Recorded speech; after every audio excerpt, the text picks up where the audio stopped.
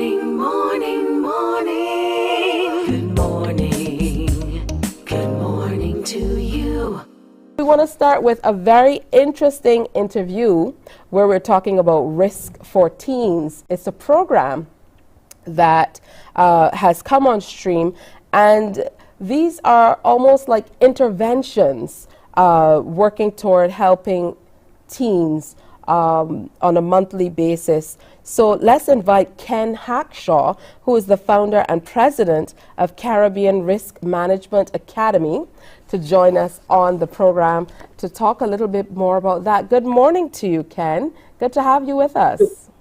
Good morning, Teshia, and thanks for having us with you. All right, so first of all, Risk for Teens.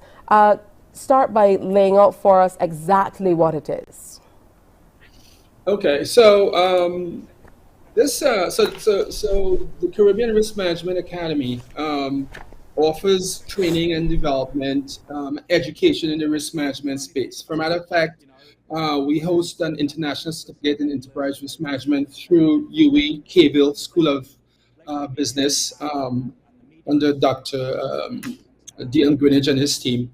And so as an extension of what we do for adults, for businesses, we recognize that the young population, kids, teenagers, are lacking certain cognitive skills, if I may call it cognitive skills. So one good example is the fact that experts in psychology say that we need to try and move kids from being the reassured child to be a resilient child. And that's the expert speaking. So I'm no psychology expert. I'm a risk management practitioner. And a big part of that is to change the mindset of the young ones, the future leaders. So about a year ago, we started doing what we call Risk for Teens, and we go into we invited to come into either schools or youth clubs and have like a 45-minute conversation with the teenagers about the fundamentals of risk management. All right, and that's the genesis of it. Yeah. Generally, that's funny because quite recently I read that there were a few states in the U.S. that banned trophies of participation. And I think that kind of summarizes exactly what you were talking about in terms of building resilient children instead of this just rewarding them for sometimes absolutely nothing. So let's talk specifically about the program and where the rubber, so to speak, meets the road. What exactly will be happening?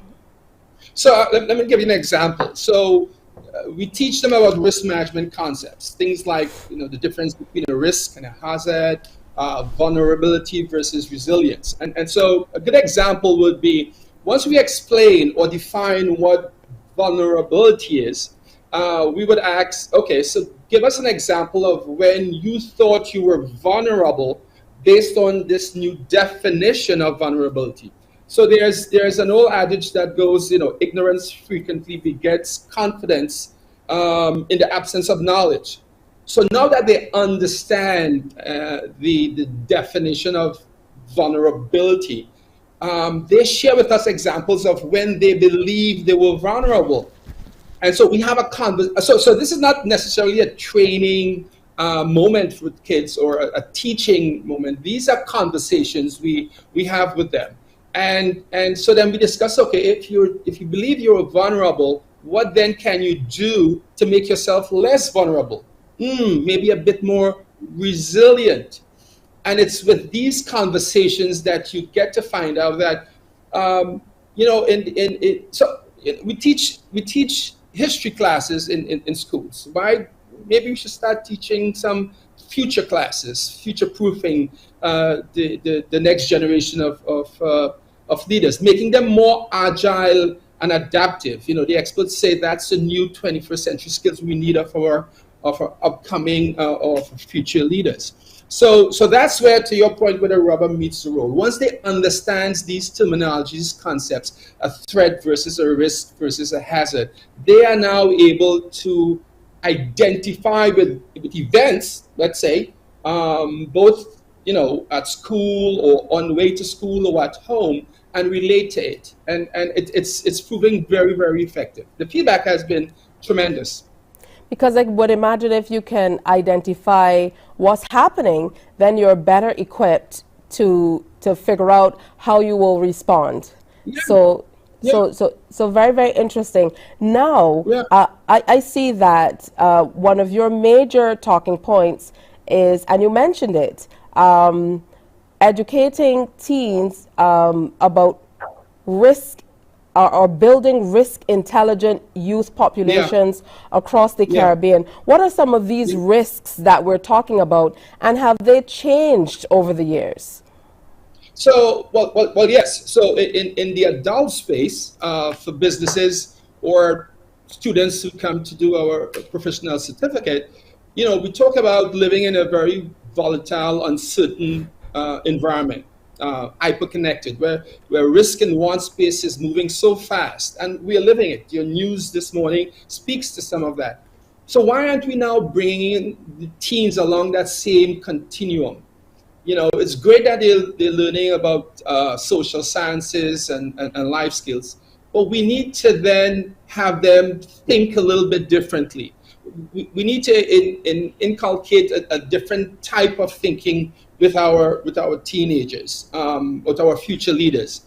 We need to make them a bit more prepared. So if we are saying, as practitioners, as parents, as adults, that the current environment is very, very uncertain, it's volatile, it's risk-prone, we need to make sure that the kids are aware of that.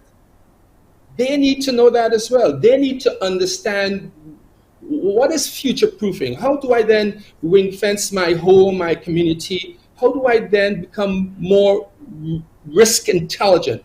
And the only way that happens is through training, through teachings, through involvement like the workshops we have for teens. It's the same thing we're doing for adults.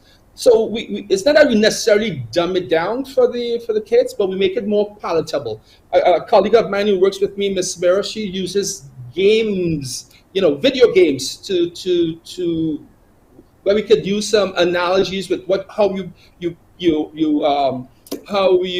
get ready, or how you act, or how you interact with other kids when you're playing games, and so that helps with their quick understanding of the terminologies and concepts. So it's to employ those types of training methodologies so that it's more palatable with them. But again, if nothing else, they need to be not as risk intelligent, but more risk intelligent than they are, because they're living in this same very uncertain, volatile, disruptive space that we as adults and professionals live and work in.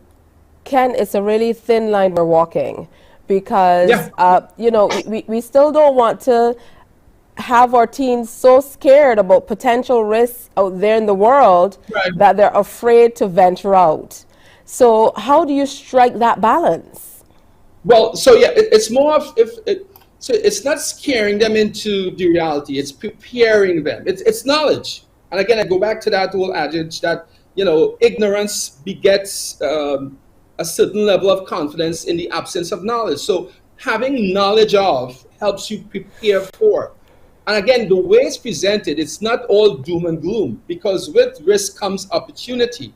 And so we have those conversations with them. But in the absence of knowing what potentially could be around the corner, then you could run into problems with the teenagers. So it's not about warning them, but it's more of preparing them. And that's where the knowledge or the training and the concepts and the methodologies, the lessons learned with case studies into risk management. And again, it's made palatable for them. It's presented in a form and a fashion that they can relate to. But in the absence of that, how can we then prepare them to take over the businesses, the schools, the organizations?